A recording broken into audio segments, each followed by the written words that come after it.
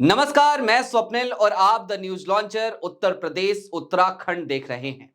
2017 में योगी आदित्यनाथ उत्तर प्रदेश के मुख्यमंत्री बनते हैं और उस वक्त एक नई परिपाटी जन्म लेती है, परिपाटी बुलडोजर एक्शन की।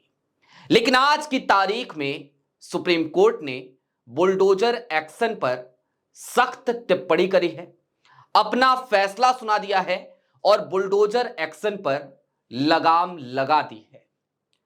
पूरा फैसला क्या है, क्या क्या गाइडलाइन सुप्रीम कोर्ट ने दी हैं, कौन सी टिप्पणियां करी हैं, यह तो आपको बताएंगे।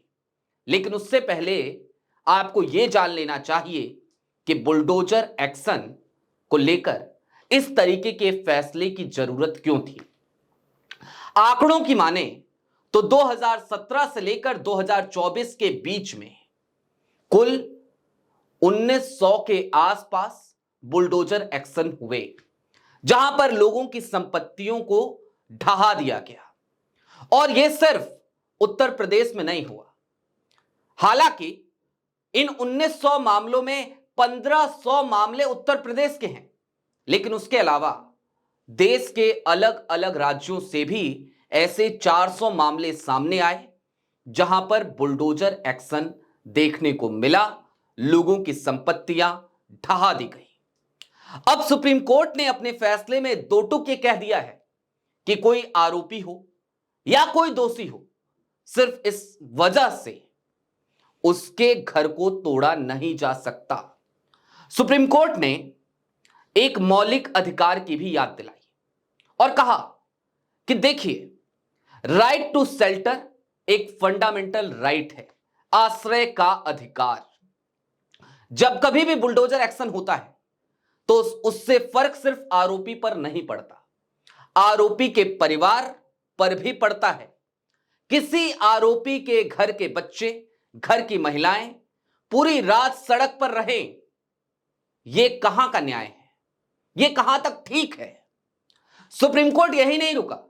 सुप्रीम कोर्ट ने यह भी कहा कि यदि अब इस तरीके का बुलडोजर एक्शन हुआ तो उसे कोर्ट का अपमान माना जाएगा, कंटेम्प्ट ऑफ कोर्ट माना जाएगा और अधिकारियों पर जुर्माना भी लगाया जाएगा। सुप्रीम कोर्ट में यह याचिका जो थी, वो याचिका थी संपत्तियों को ढहाने के खिलाफ, और काफी सारी याचिकाओं को जोड़कर सुप्रीम कोर्ट सुनवाई कर रहा था और यह रुख बहुत पहले से साफ था।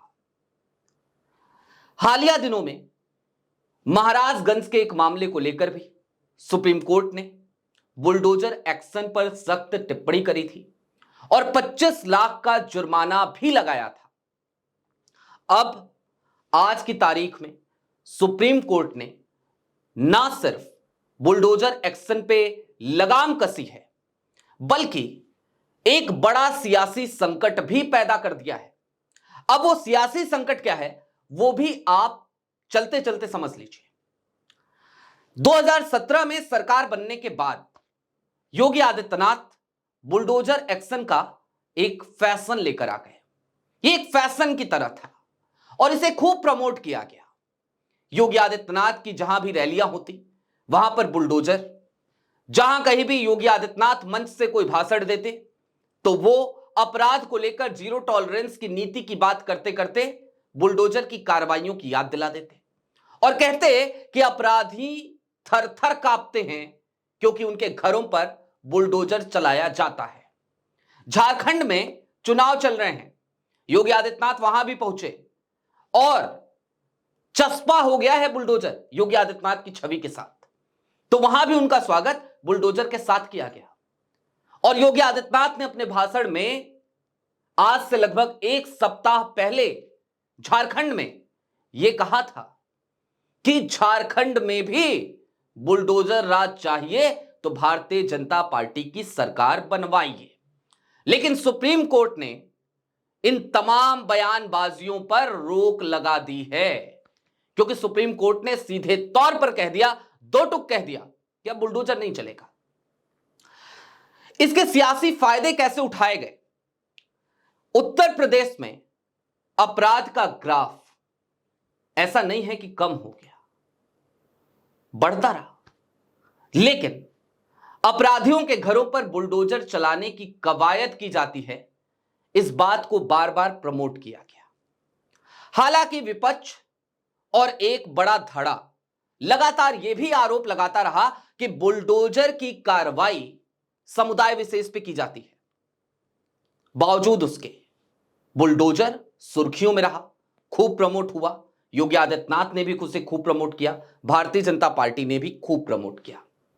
उत्तर प्रदेश से निकला बुलडोजर मध्य प्रदेश तक पहुंच गया, मध्य प्रदेश में भी खूब प्रमोट किया गया बुलडोजर को। शिवराज सिंह चौहान जब मुख्यमंत्री थे तब भी, मोहन यादव मुख्यमंत्री हैं तब भी। और एक बार फिर उन आंकड़ों पर चलते चलते नजर डाल लीजिए। 2017 से 2024 के बीच में 1900 बुलडोजर एक्शन हुए, जिनमें 1500 बुलडोजर एक्शन सिर्फ और सिर्फ उत्तर प्रदेश में हुए थे।